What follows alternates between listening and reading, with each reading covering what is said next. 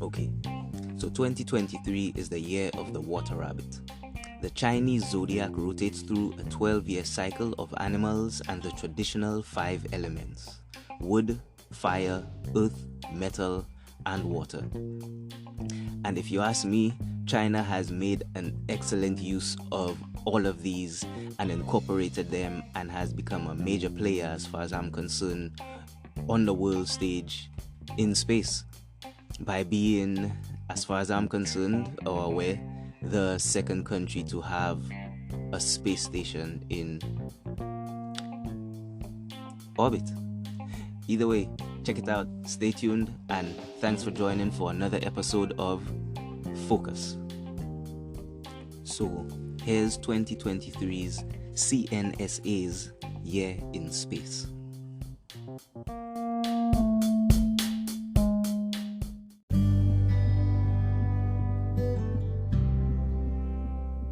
Okay, so as of 2023, there are 2 space stations in orbit: the International Space Station and the Tiangong Space Station. While the ISS is a collaborative effort by 5 space agencies from 15 different countries, Tiangong is operated wholly and solely by the CMSA.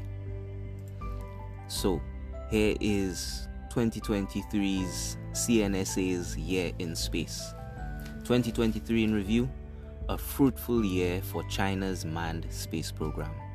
It has been a busy year for China's manned space program. In 2023, the country welcomed the return of the Shenzhou 15 crew, sent 2 manned spaceships and 1 cargo craft to its space station, and harvested fruitful scientific research results in the space. As 2023 draws to a close, let's look back at the memorable moments of China's manned space program during the year. The launch of the Tianzhou 6 spacecraft. China launched the spacecraft with the Long March 7 Y7 carrier rocket from the Wencheng spacecraft launch site in South China's island province of Hainan, May 10, 2023, which later docked with its space station. The primary purpose of the Tianzhou 6 was to deliver essential supplies and spacesuits to the Shenzhou 15 crew, which arrived at the space station in November 2022. The cargo craft also transported maintenance components, application facilities, and propellant to support the operations of the space station. Its successor, the Tianzhou 7 cargo craft, is scheduled to be launched in early 2024 to deliver supplies for the astronauts. The return of the Shenzhou 15 crew. On November 29, 2022, China launched the Shenzhou 15 manned mission, which wrapped up the last stage of the construction of its space station. Since then, the China Space Station, CSS, entered a new phase of application and development, which will span more than 10 years. There was a send-off ceremony for the Shenzhou 15 crew, which was held at the Zhaiquan Satellite Launch Center on November 29, 2022. After an over 180-day stay in the CSS, the re-entry capsule with the Shenzhou 15 crew members Fei Zhonglong, Zheng Qingming, and Zhang Lu aboard touched down at the Dongfeng landing site in North China's Inner Mongolia Autonomous Region on June 4, 2023. During their stay, the 3 Chinese astronauts, or tachionauts, accomplished 4 extravehicular activities, setting a new record for the Chinese astronaut crews in spacewalks. They also conducted a series of scientific experiments and tests, including installing an extravehicular extension pump set and a cross-cabin cable installation and connection. The Shenzhou 15 crew not only achieved a milestone in extravehicular activities, but also witnessed the historic moment when the CSS was fully completed in 2022. The CSS welcomes the Shenzhou 16 crew.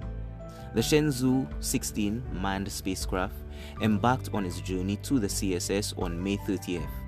It is the first manned mission since the space station entered its application and development phase. The Shenzhou 16 tachyonauts were Gai Hao Haichao, Jing Haipeng, and Shu Yangzhu. The Shenzhou 16 crew consisted of mission commander Jing Haipeng, spaceflight engineer Zhu Yangzhu, and payload expert Gai Haishu.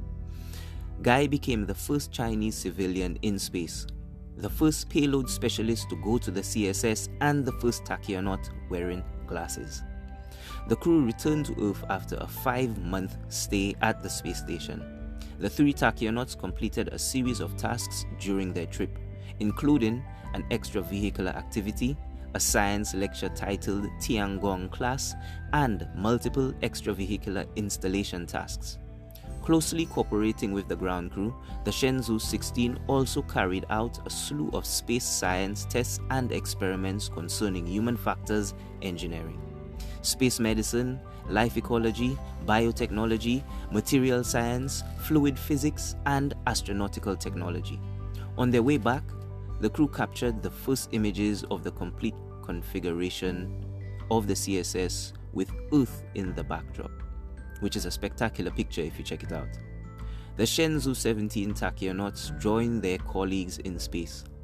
The Shenzhou 17 tachionauts arrived at the space station on October 26, just a few days before the return of the Shenzhou 16 crew on October 31st. The Shenzhou 17 crew, the country's youngest lineup by far, by average age since the CSS's construction began, comprises Commander Tang Hongbu, Bo, 48, and operators Tang Shengji and Jiang Jinlin, aged 34 and 35 respectively. Apologies if I got those names wrong. The Shenzhou 17 crew will undertake a series of tasks including in-orbit tests of space science and application payloads, extravehicular activities, installation of extravehicular payloads, and space station maintenance. What to expect for 2024?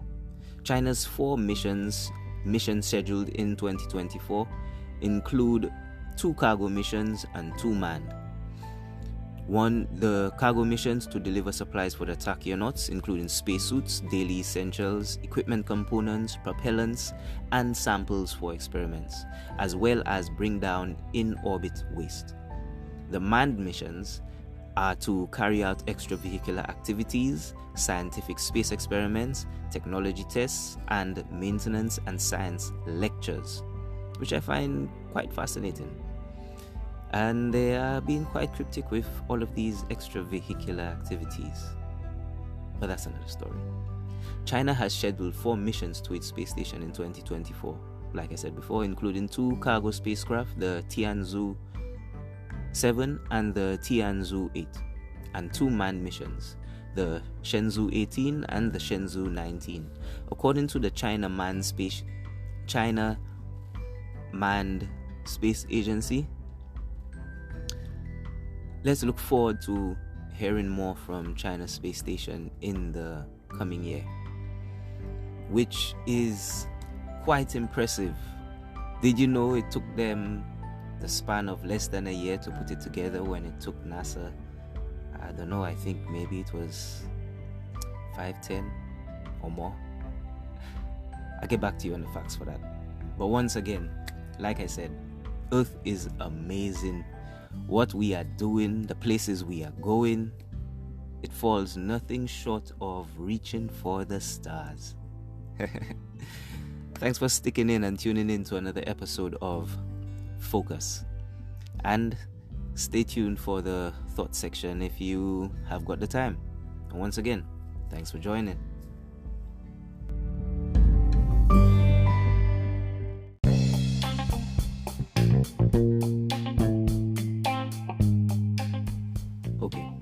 Like I said from previous episodes, I'm going to keep the thoughts and facts section a little brief, simply for the fact that I've got a question I want to pose at the end of it all that I think is going to be really thought-provoking, or at least food for thought. In any case, Once again, just to point out the fact that China has come a very long way, being one of the only other nations in the world to have an active functioning space station in orbit, which is around the same height, I believe. It's obviously not as big if you want to compare it in terms of modules or module numbers, but if you want to compare the 3 modules that the Tiangong space station has to, let's say, the only other one around, which is the ISS, it's a pretty good framework for something much bigger. The first 3 initial modules, to me, look to be at least, let's say, 1-2 of them at least twice the size of the biggest spacious modules on the ISS.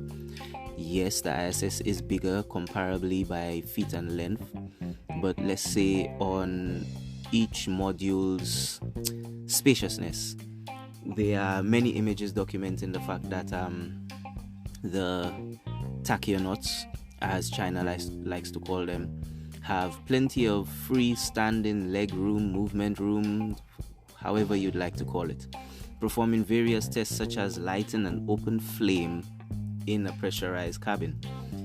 I mean, all of these are dangerous experiments. They should have carried them out to some degree, and good on them for not exploding or imploding in space.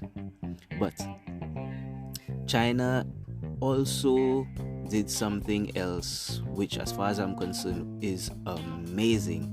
Did you know that they landed a probe on the moon and they actually managed to grow plants? Cotton plants, I believe, from the last time I checked it out. But that was a pretty amazing breakthrough for not just science and space or Earth, but agriculturally as well. The fact that those plants were able to receive enough sunlight, be warm to a certain temperature, and be able to not just survive the hazards of space travel, but the landing and germination. I mean, they say for any plant or any seed, it uses the majority of its energy when it's actually breaking through the seed, if anyone's done agriculture. Or maybe that might just be a figment of my imagination.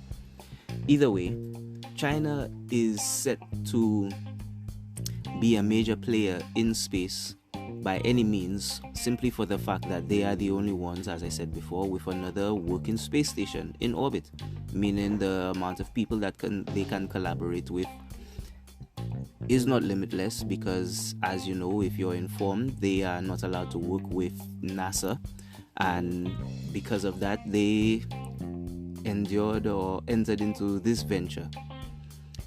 But did you know they also have a pretty, ambitious plan of building a mile-long spaceship? Either way, like I said, Earth is amazing. Not just the people, not just the places, but what we are doing with it and what we plan to do with it. In any case, check out other episodes. Thanks for tuning in. Sorry for taking up too much of your time. I know I said I was going to keep it brief, but our history is pretty vast and we're making it pretty fast. Thanks for tuning in to another episode of Focus.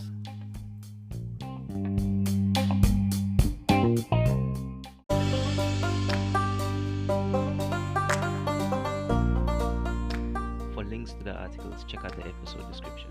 If you want to leave a comment, check out the trailer description for the email address. For topics like these and more, check out future episodes. Like I said, the world is an amazing place. There's a lot going on, and sometimes we just need to take a moment to focus.